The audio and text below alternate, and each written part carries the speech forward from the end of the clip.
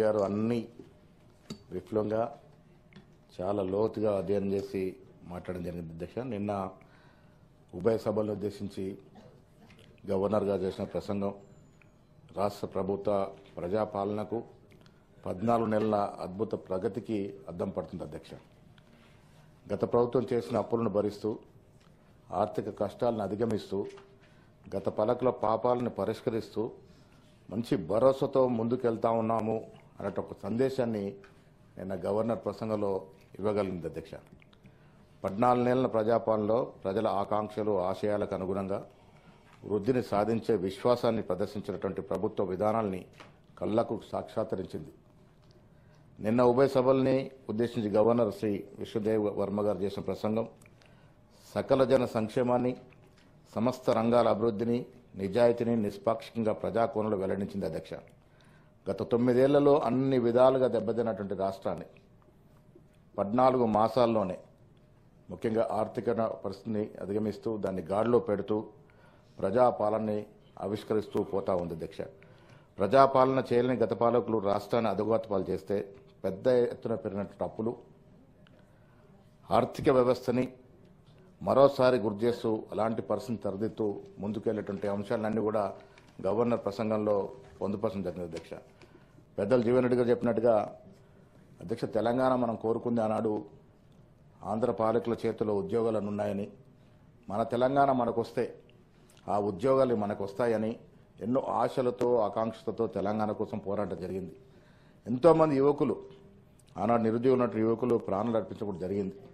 కానీ ఏమైంది అధ్యక్ష, 10 ఏళ్లలో ఉద్యోగాలు ఊసే తీయకుండా వాళ్ళు 10 ఏళ్లలో ఇచ్చినటువంటి ఉద్యోగాల సంఖ్య 55,000 దాటలేదు అధ్యక్ష.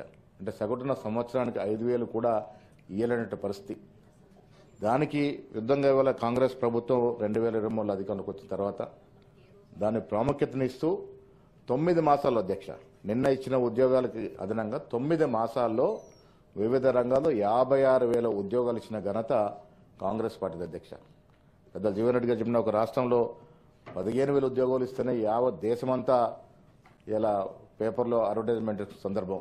కానీ కాంగ్రెస్ పార్టీ ఇక్కడ చిత్తశుద్ధితో ఈ ప్రభుత్వం తెలంగాణ ఏదైతే దేనికోసం కోరుకున్నో, ఏదైతే ఆశలు ఆకాంక్షలు కోరుకున్నో దాన్ని పూరిస్తూ 56,000 ఉద్యోగాలు ఇవ్వడం అనేది చరిత్రాత్మక ఉద్దేశం. అదే గ్రూప్ 1 ఉద్యోగాలు మాన్యశ్రీ మాజీ ముఖ్యమంత్రి కిరణ్ కుమార్ రెడ్డి గారు ఉన్నప్పుడు సమైక్య ఆంధ్రప్రదేశ్లో వారిచ్చిన గ్రూప్ 1 ఉద్యోగాలు 300 చిల్లర అధ్యక్ష. మనం సపరేట్ తెలంగాణలో 15 ఏళ్ల తర్వాత ఇచ్చినటువంటి గ్రూప్ 1 ఉద్యోగాలు 540 పైచెలుకు. ఇది గొప్ప అధ్యాయం అధ్యక్ష రాష్ట్రంలో. అదేవిధంగా రైతు రుణమాఫీ ప్రతిపక్షాలు చాలా విధాలుగా మాట్లాడుతున్నారు అధ్యక్ష. వాస్తవాలకు వెళ్తే విడతల వారీగా ఊరిస్తూ ఇచ్చినటువంటి రుణమాఫీ 10 ఏళ్లలో అధ్యక్ష, 10 ఏళ్లలో 20 నుంచి 30 కోట్లు ఉండొచ్చు. కానీ కాంగ్రెస్ ప్రభుత్వం వచ్చినటువంటి మొదటి సంవత్సరంలోనే అధ్యక్ష 20,600 కోట్ల పైచలుకు రుణమాఫీ చేసి దాదాపు 25 లక్షల రైతు కుటుంబాలను ఆదుకోవడం జరిగింది అధ్యక్ష. ఇదో బహత్తరమైన కార్యక్రమంగా చెప్పుకోవచ్చు అధ్యక్ష. రైతు భరోసా గత ప్రభుత్వంలో కూడా ఇచ్చారు. దాన్ని కంటిన్యూ చేస్తూనే దానికి అదనంగా భూములు లేని నిరుపేదలకు కూడా ఇందిరమ్మ ఆత్మీయ భరోసా కింద వారికి కూడా 12,000 ఇవ్వడం అనేది ఈ రాష్ట్రంలో మొదటిసారి అధ్యక్ష. దాంతోపాటు ఉచితంగా బస్సు ప్రయాణం కాంగ్రెస్ పాలిత కర్ణాటకతో సహా తెలంగాణలో ఉంది అధ్యక్ష. ఆ సదుపాయం కొన్ని కోట్ల మంది ఈ ఉచిత సదుపాయాన్ని వల్ల వాడుకుంటా ఉన్నారు.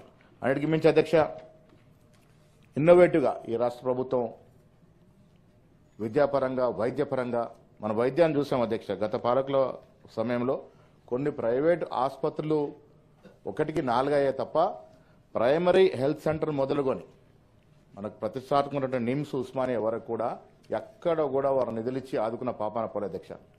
ఇవాళ ఈ ప్రభుత్వం వచ్చిన తర్వాత పిహెచ్సి మొదలుకొని నిమ్స్ వరకు ప్రక్షాళన చేస్తూ నిధులు ఇస్తూ దాన్ని పరిపూర్ణంగా బలోపేతం చేసే ప్రయత్నం కాంగ్రెస్ ప్రభుత్వం చేస్తూ ఉంది అధ్యక్ష.